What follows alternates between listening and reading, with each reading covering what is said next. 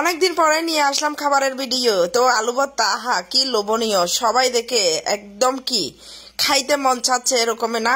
আসলে অনেকদিন পরে চলে আসলাম আপনাদের মাঝে।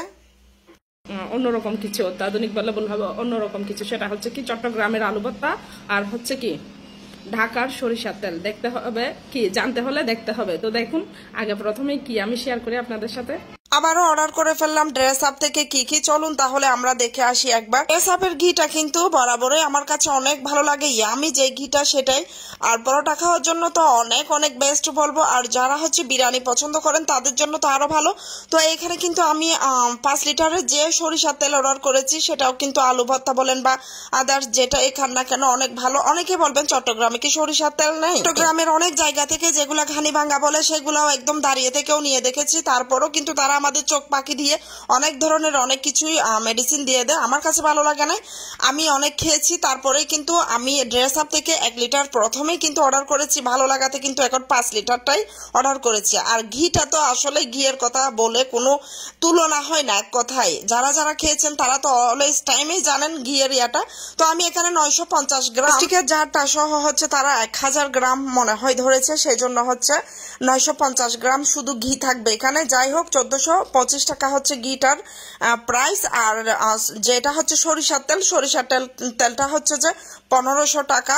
আর হচ্ছে আমি 2টা ফেস প্যাক, যেগুলো হচ্ছে আমি চন্দন আর হচ্ছে রূপছন্দ, সবাই জানেন ড্রেস আপের যেই ফেস প্যাক গুলো থাকে আর কি, আমি বরাবর এগুলাই দিই। সো আমি ওগুলাই কিন্তু বারবার অর্ডার করার সময় যদি শেষ হয়ে যায় আবারও অর্ডার করে দিই। তাও আমার রূপছন্দ আর হচ্ছে চন্দনের যে প্যাকেটটা শেষ হয়ে গেছে, আমি এগুলোর সাথে একেবারে অর্ডার করে দিয়েছি।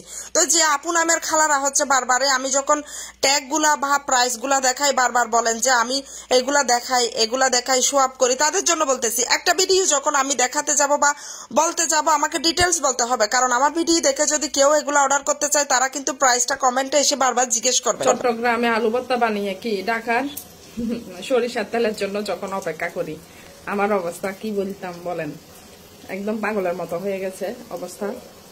অসুস্থ থাকলে যা হয় আর কি, আর একা মানুষ, রান্না বান্না সব নিজেকে করতে হয়। অসুস্থ এটা কোনো কথা না, কাজ করতেই হবে, কাজ ছাড়া চলবে না। তো যাই হোক, চলুন সরিষার তেলের আলু ভর্তা, ঐতিহ্যবাহী বা ঐতিহাসিক আলু ভর্তা, যেটার জন্য ঢাকা থেকে কি বলে সরিষার তেল এনে বাজার জন্য অপেক্ষা করি। গ্রামের আলু ভর্তা আর হচ্ছে ঢাকার সরিষার তেল, মিনিংটা হচ্ছে এটাই যে আসলে আমি যখন সকালে কল পাই যে আমার প্রোডাক্টগুলো আর কি চলে আসছে, এবং ডেলিভারি ম্যান আমাকে ফোন দেয় যে আপনার লোকেশনটা একটু আমাকে আবার ডিটেল বলেন যে আমরা দিয়ে আসি জিনিসগুলা, তখনই হচ্ছে আমি আলু ভর্তা বানানোর প্ল্যান নিয়ে নিই। কারণ আমার কয়েকদিন আগে আমি আলু এনেছি, বড় বড় একদম দেশি আলু যেটা সেটা।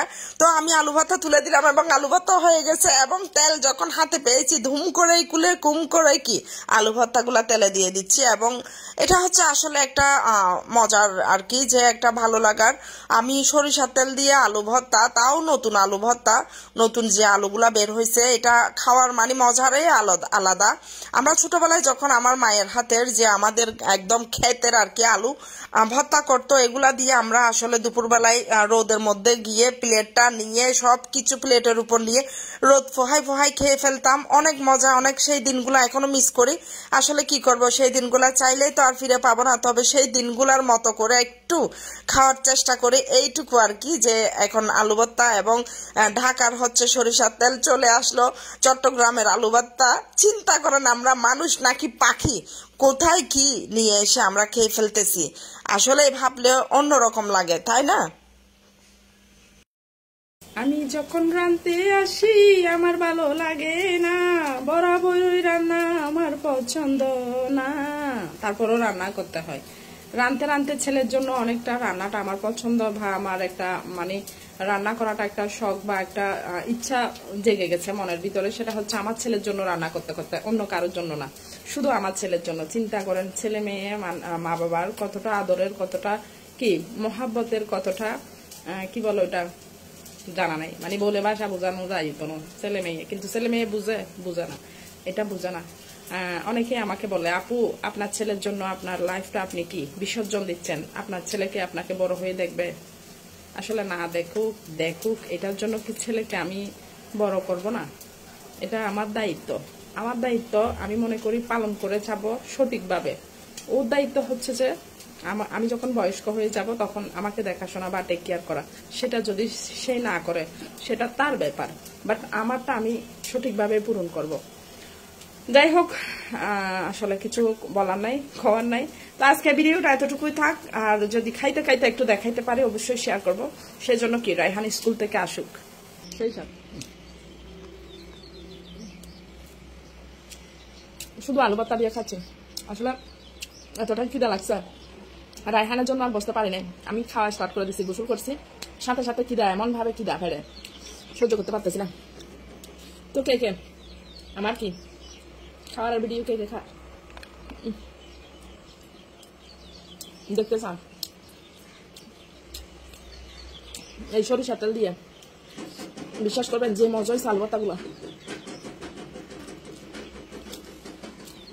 বলার বাইরে।